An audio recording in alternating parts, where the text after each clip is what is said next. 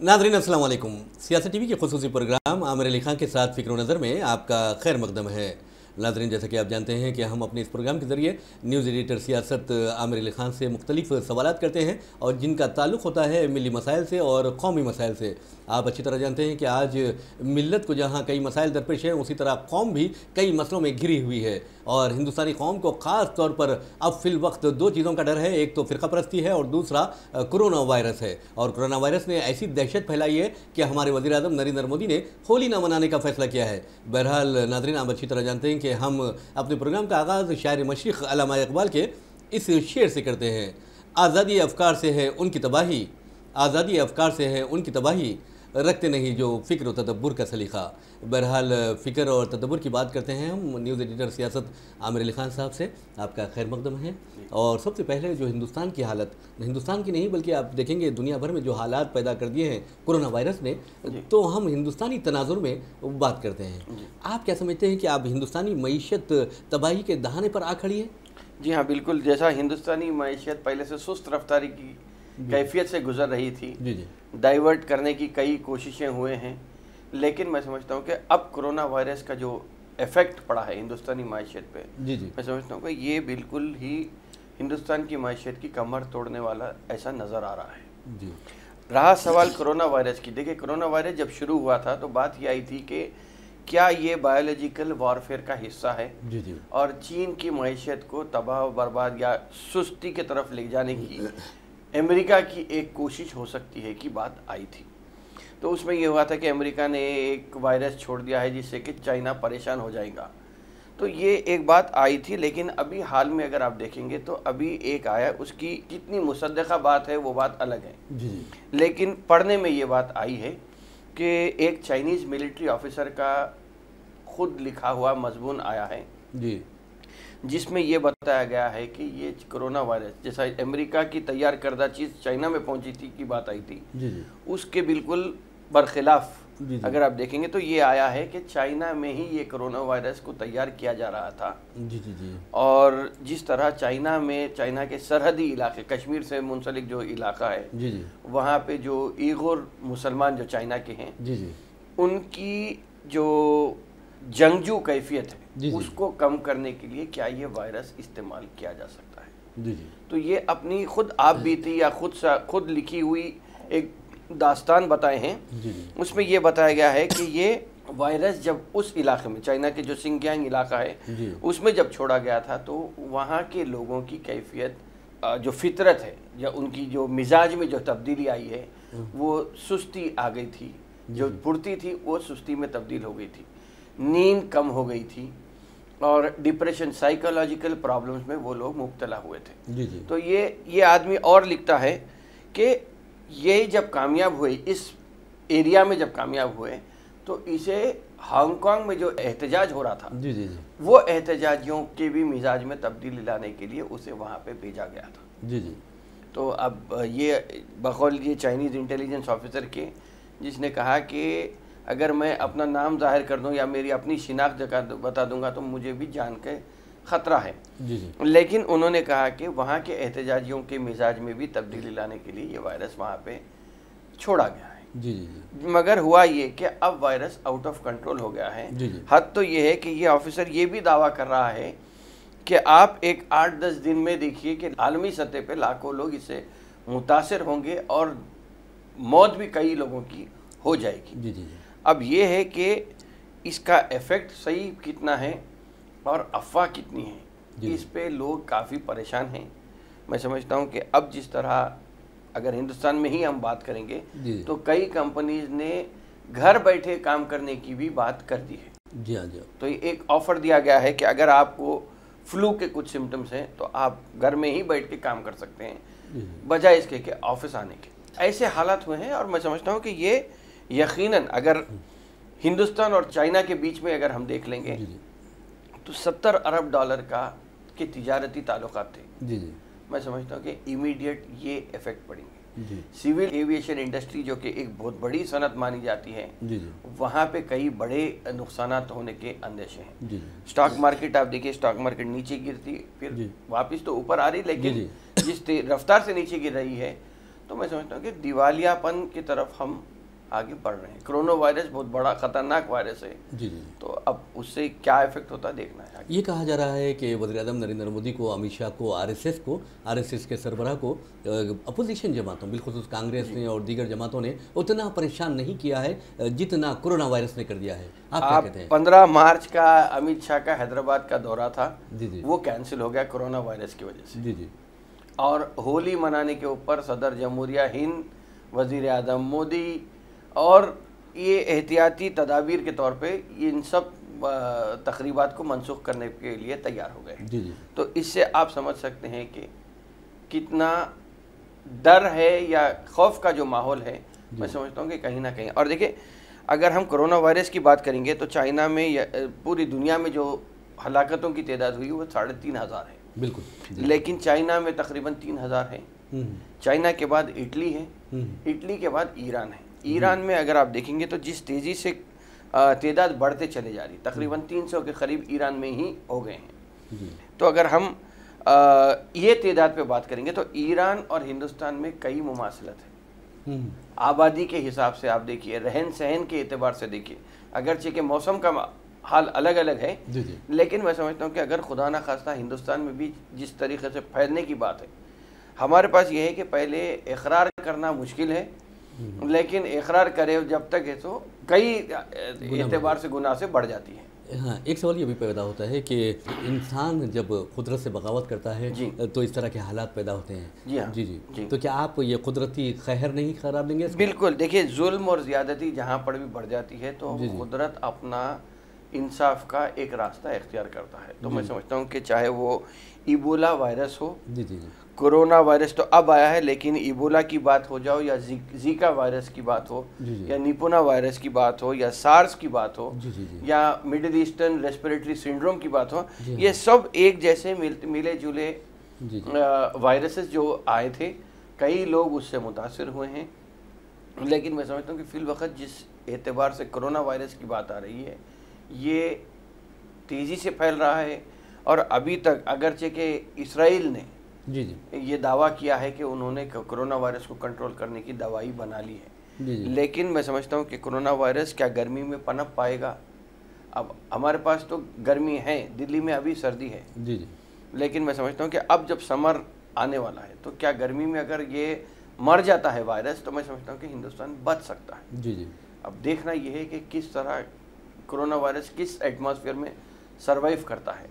तो मैं यकीनन ये समझता हूँ कि बिल्कुल अगर हमारी टूरिज़्म इंडस्ट्री की ही बात करेंगे हिंदुस्तान की, तो हिंदुस्तान में तकरीबन 1 करोड़ लोग हिंदुस्तान को आते थे, जिसमें 5% चाइना के लोग होते थे।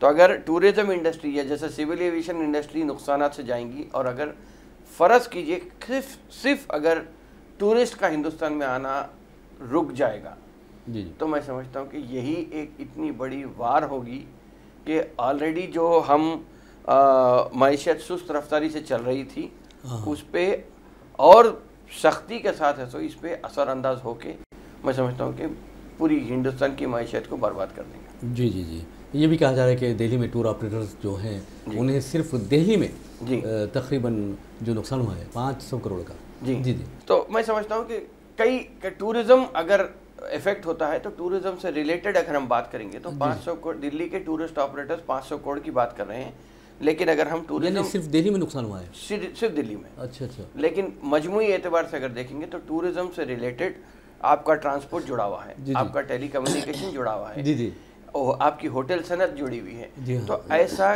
एलाइड इंडस्ट्रीज पे अगर देखेंगे तो कई 100 करोड़ का नुकसान हो सकता है। एक बात ये कही जाती है कि नरेंद्र मोदी और जो उनके साथी हैं वो डाइवर्जेंट गैंग का रोल अदा करते हैं, तो क्या आप कोरोना वायरस में भी कुछ तवज्जो हटाने की कोशिश कर सकते हैं? ये नहीं, मैं नहीं समझता कि कोरोना वायरस से कुछ बचने का कोई रास्ता है। अलबत्ता ये है कि इकरार नहीं करेंगे कि कोरोना वायरस हिंदुस्तान में आ गया है। ता वक्त है कि हलाकतें हिंदुस्तान में नहीं हो जाती। मैं समझता हूँ कि जब तक कि ये लोग मानने के लिए तैयार नहीं होंगे कि कोरोना वायरस आया। तो अब देखना यह है कि किस करवट कोरोना वायरस हिंदुस्तान को लेके जाता है या हिंदुस्तान को इफेक्ट करता है। अगर खौफ और दहशत के माहौल में ही सिर्फ टूरिज्म सनत या टूरिस्ट अराइवल हिंदुस्तान का रुकता है, तो मैं समझता हूँ यही कई लाखों करोड़ की नुकसान हो सकता है हिंदुस्तान को। जी जी, एक तरफ तो हिंदुस्तान की बात हम कर रहे थे, लेकिन आप देखेंगे कि आलमी सतह पर, ख़ास तौर पर अगर आलमी इस्लाम में देखेंगे तो हरम शरीफ में भी लोगों का दाखिला बंद कर दिया गया है आर्जी तौर पर। बहुत ही कम तादाद नज़र आ रही है, ना होने के बराबर है तादाद। तो ये एहतियाती इक़दाम का असर होगा? यकीनन एहतियाती इक़दाम का। लोग तो ये भी कहने लगे हैं कि जिस तरह सऊदी अरब ने इजाज़त दी है, मतलब क्लब्स के लिए या मूसीकी के प्रोग्राम्स के लिए, जो हुर्मत का ख्याल करे बगैर जो सऊदी अरब ने जो इजाज़त दी है, ये भी हो सकता है कि अल्लाह की तरफ से खैर है जो ऐसा नाजिल हुआ है कि जो सऊदी अरब में जो टूरिस्ट अराइवल या पिलग्रिमेज टूरिज़म की जो बात होती है वो इफ़ेक्ट होने वाली है, जिसकी वजह से कई होटल्स कार वो भी मुतासिर हो सकते हैं। जी जी जी, ये बात तो रही, कोरोना वायरस की बात रही। तो अब आप अंदाज़ा कर सकते हैं कि एक तरफ नरेंद्र मोदी हुकूमत कोरोना वायरस को लेकर परेशान है, लेकिन फ़िरका परस्ती को लेकर परेशान नहीं। आखिर क्यों? ये समझ में नहीं आ रहा कि किस तरह हिंदुस्तान को ले जाना चाह रहे। फसाद की बात करते हैं तो मैं समझता हूँ कि यहाँ पे बात हिंदू मुस्लिम की नहीं है। अगर हिंदू मुस्लिम की होती तो आप देखिए कि 14 लोग गैर मुस्लिम शहीद हुए हैं इसमें, और 13 मुसलमान भी शहीद हुए हैं। मैं ये कहूँगा कि मजमूई एतबार से जो 27 लोगों के जो शिनाख्त हुई थी, उसमें अगर हम देखेंगे तो बराबर के हिंदुस्तानी शहीद हुए हैं। हिंदू मुस्लिम की बात नहीं है, बल्कि यहाँ पे डिस्टर्बेंस की बात है। अगर फ़िरका परस्ती का जहर आप घोलते रहेंगे तो मैं समझता हूँ कि हिंदुस्तान के वजूद को ख़तरा है। और ये भी एक बात आ रही कि इसमें जो ज़रूरी है कि दिल्ली में जो फसाद हुआ है उसको कहीं ना कहीं आरएसएस हिंदुस्तान के दारुल हुकूमत को दिल्ली से मुंतकिल करने की एक बात आई थी। तो दिल्ली के फसाद को एक साजिश के तौर पे लिया, एक गोशे से लिया जा रहा है कि 2000 लोगों को आप हरियाणा से बुला के लाए और मुसलमानों का कत्ल करने की एक कोशिश कीजिए। लेकिन एक और बात जो चल रही है कि दिल्ली से दारुल हुकूमत को अगरचे कि हैदराबाद का नाम आ रहा था, लेकिन अब नया नाम आ रहा है कि नागपुर। तो दिल्ली फसाद के बाद कई मल्टीनेशनल कंपनी, हो सकता है कि इसी वजह से अरविंद केजरीवाल भी किसी हद तक खामोशी इख्तियार किए हुए हैं कि जो भी फाइनेंशियल कंपनीज बाहर से आते थे वो सरमायाकारी दिल्ली को पसंदीदा मुकाम करार देते थे। दिल्ली बम्बई 2 मुकामात थे, गुड़गांव की तरफ जो बढ़ रहा था। लेकिन अब ये कहा जा रहा है कि दारुल हुकूमत को नागपुर की तरफ शिफ्ट करने की एक साजिश है, ताकि दिल्ली में फसाद अगर होता है तो लोगों को एक एहसास आएगा कि दिल्ली अब महफूज नहीं है। तो वो हो सकता है कि दिल्ली को इधर विंटर कैपिटल, अगरचे कि वहाँ सर्दी बढ़ने से विंटर कैपिटल नागपुर को शिफ्ट करेंगे। बहुत अच्छी बात कही है। बहरहाल नाज़रीन, आपने देखा कि किस तरह साजिशें होती हैं, किस तरह हथकंडे इस्तेमाल किए जाते हैं और किस तरह हयातियाती जंग के नाम पर लोगों को कत्ल किया जाता है। देखते हैं एक ब्रेक के बाद कि आखिर दुनिया में क्या हो रहा है।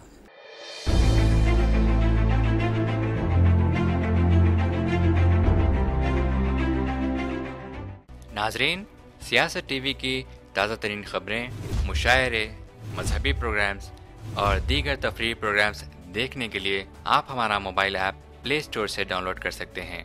इसके अलावा यूट्यूब और फेसबुक पर आप सियासत टीवी का राज टेलीकास्ट भी देख सकते हैं।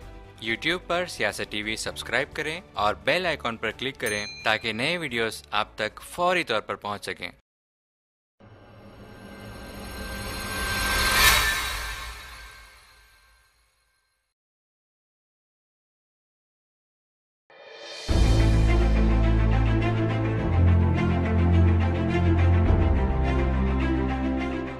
नाज़रीन, ब्रेक के बाद फिर से आपका खैर मकदम है। बहरहाल हम बात कर रहे थे कि आखिर दुनिया में क्या हो रहा है, लेकिन दुनिया में जाने से पहले हमें देखना है कि दिल्ली में क्या हो रहा है, क्योंकि दिल्ली हमारा दारुल हुकूमत है और दिल्ली बहुत ज़्यादा अहमियत रखती है। बहरहाल दिल्ली के जो पुरतशद्दुद वाक़यात पेश आए और उसमें इंसानों का जिस तरह खून बहाया गया, तो क्या आपको ऐसा नहीं लगता कि उसके पीछे एक बहुत बड़ी साजिश कार फरमा थी? बिल्कुल। देखिए, आप अगर देखेंगे तो ताहिर हुसैन का नाम आ रहा है, जो दिल्ली के कॉरपोरेटर। ताहिर हुसैन अगर खाती है नहीं है वो तो पुलिस का काम है, लेकिन पुलिस किस हद तक गैर जानिबदार रहती है वो देखना है। लेकिन अगर ताहिर हुसैन उसमें मुलविस होते तो मैंने समझता कि वो खुद सुपुर्दगी के लिए पुलिस के पास जाते। इसलिए कि इतनी हिम्मत करके अगर खुद सुपुर्दगी के लिए जाते हैं तो मैं समझता हूँ कि, लेकिन ٹھیک ہے دیکھیں گے اس میں کس کا رول ہے. اگر آپ دیکھیں گے تو کپل مشرا کے اوپر کچھ نہیں ہوا, انوراگ ٹھاکر کے اوپر کچھ کیس کی بات نہیں ہے. انوراگ ٹھاکر تو بلکہ اپنے بیان سے مکرنے کی بھی بات کریں, بچنے کی ایک کوشش کی ہے. بلکہ میں سمجھتا ہوں کہ ہندوستان کے ہوم منسٹر کو اس کے لیے ذمہ دار قرار دینا چاہیے. ہندوستان کے ہوم منسٹر نے اگرچہ کہ وہاں پہ نہ لب کشائی کی ہے بلکہ وہاں کے متاثرہ مقامات کا دورہ کیا ہے. آپ دیکھیں اجیت دوول کو بھیج دیا گیا ہے, بلکہ کپڑوں سے پہچاننے کا نعرہ دینے والے وزیر اعظم کو بھی میں سمجھتا ہوں کہ اس مسئلے پہ کہیں نہ کہیں ذمہ دار قرار دینا چاہیے. تو ایسے حالات ہیں, میں سمجھتا ہوں کہ کچھ نہ کچھ آپ دیکھیے کہ کس طرح دلی کے فساد کے بعد آپ دیکھیں یہاں پہ سب سے بڑی سازش جو ہو رہی ہے کہ دلی میں فساد میں اگر آپ دیکھیں گے تو مدثر خان کی ایک اگر ذکر کرنا چاہیے کہ مدثر خان اسکریپ کا کاروبار کرتے تھے تو ان کی پورے گھر کی زندگی برباد کر دی. بالکل بالکل. تو ایسے حالات ہو گئے ہیں. جی جی جی. تو یہ تو رہی بات مدثر خان کی بات کہی ہے, اور آپ نے ناظرین بتا دوں کہ مدثر خان کو تقریباً 8 لڑکیاں ہیں, اور جو چھوٹی لڑکی ہے اس کی عمر صرف 15 دن کی ہے. تو آپ اندازہ کر سکتے ہیں کہ بہت وہ خاندان ایک غمناک دور سے گزر رہا ہے. بہرحال ناظرین آپ کو اچھی طرح اندازہ ہے کہ ہم اپنے پروگرام کے آخر میں نیوز ایڈیٹر سیاست عامر علی خان سے ایک میسیج لیتے ہیں. تو میں چاہوں گا کہ آپ آج کا میسیج دیں. بات یہ ہے کہ دلی فساد کی جب بات آتی ہے تو میں اس میں سب سے بڑی بات آج جو سمجھنے کے لیے مسلمانوں کو خاص طور پہ غور کرنے کی ضرورت ہے کہ فساد صرف جان لینے کی بات نہیں ہو رہی ہے آج کل. اس لیے کہ دلی کے فساد میں اگر نان مسلم کی شہادت ہوتی ہے تو مسلمان بھی شہید ہوئے ہیں, لیکن بات اس پہ ختم نہیں ہو رہی ہے. بات یہاں پہ ہو رہی ہے کہ کس طرح مسلمانوں کی پراپرٹی کو, کاروبار کو تباہ و تاراج کیا جائے تاکہ مسلمان پھر سے اپنے پیر پہ کھڑے ہونے کے لیے اتنے طاقتور نہیں رہیں جتنے کہ وہ یہ فساد سے متاثر ہو کے کر سکتے ہیں. تو بہرحال بات یہ ہے کہ کس طرح سازش ہو رہی ہے, ان سازشوں سے ہمیں ہوشیار رہنا چاہیے. بلکہ ایک میں دو بات ہیں آج چونکہ وقت میسیج کا بات آئی تھی تو اس میں یہ ہے کہ سب سے بڑی بات یہ ہے کہ مسلمانوں کو ایک جنگ میں کامیابی ملے گی, لیکن کامیابی ملنے سے بڑھتے جا رہی تھی, آگے ہوتے جا رہی تھی. تو اس میں یہ ہوا کہ کوئی ایک چیز ہے جس پہ ہم عمل نہیں کر رہے ہیں. تو جب جائزہ لیا جائے تو اس میں یہ ہوا کہ مسواک کا استعمال بھول کے, یقیناً عبادت اپنی جگہ ہو رہی تھی, سب ہو رہی تھی, لیکن مسواک نہیں کرنے سے جنگ میں کامیابی ٹالی جا رہی تھی اللہ کی طرف سے. تو میں سمجھتا ہوں کہ ایک مسواک سے یہ حال ہو سکتا ہے. تو ہم اذان کو سن کر بھی اگر ہم نماز کو نہیں جاتے ہیں تو ہم کتنا بڑا غلط کام کر رہے ہیں. بہرحال بات یہ ہے کہ آپ, اور ایک چیز میں یہاں پہ ایک ذکر کر دوں گا کہ عید کے ٹائم پہ جو ہم تکبیرات پڑھتے ہیں نماز کے بعد, تو اس کا واقعہ یہ ہے کہ یہ تکبیرات جو ہوئے تھے کہ جب ابراہیم علیہ السلام اپنے بیٹے اسماعیل علیہ السلام کو ذبح کرنے کے لیے لے جا رہے تھے تو پورے آسمان کے فرشتے اتنی بڑی قربانی سے روکنے کے لیے صرف یہ ورد کرتے رہے کہ اللہ اکبر اللہ اکبر, کہیں نہ کہیں اللہ کے دل میں رحم آئے. لیکن ابراہیم علیہ السلام نے اس پر اس کا جواب جو دیا تھا کہ لا الہ الا اللہ کی بات ابراہیم علیہ السلام کیے تھے, لیکن اس کے بعد جب اسماعیل علیہ السلام کی جگہ پہ جب دمبا آ جاتا ہے تو اس کے بعد اسماعیل علیہ السلام نے تکبیرات کا ورد کیا تھا. تو میں سمجھتا ہوں کہ آج ہمیں اس بات کا ضرورت ہے کہ جو بھی حالات ہو رہے ہیں, چاہے وہ کرونا وائرس ہو یا دلی کے فسادات ہو یا ہندوستان کی جو غیر یقینی کیفیت یا فرقہ پرستی کی کیفیت ہے, میں سمجھتا ہوں کہ ہر نماز کے بعد اگر ہم صرف 3 بار زائد تکبیرات اگر ادا کرتے ہیں تو میں سمجھتا ہوں کہ کہیں نہ کہیں اللہ کے دل میں رحم آئے گا اور ہمارے حالات بہتر ہوں گے. بہت ہی پیارا میسیج آپ نے دیا ہے. اور ناظرین آپ اچھی طرح جانتے ہیں کہ جس انداز میں انہوں نے بتایا کہ آج اللہ تعالیٰ سے قربت کی ضرورت ہے, اللہ تعالیٰ سے قریب ہونے کی ضرورت ہے, اور جیسا کہ عامر علی خان نے کہا ہے کہ ہم اذان سننے کے باوجود بھی اپنے کاموں میں مشغول ہو جاتے ہیں, جو اچھی بات نہیں ہے, بلکہ دوڑ پڑنا چاہیے نمازوں کی ادائیگی کے لیے, اپنے رب العزت کی بارگاہ میں سر بسجود ہونے کے لیے. بہرحال ناظرین اسی میسیج کے ساتھ ہم اپنا پروگرام فکر و نظر اختتام کو پہنچاتے ہیں. مجھے محمد ریاض احمد کو اجازت دیجیے, انشاءاللہ پھر ملاقات ہوگی, پھر بات ہوگی. تب تک کے لیے اللہ حافظ. آپ کا بھی شکریہ.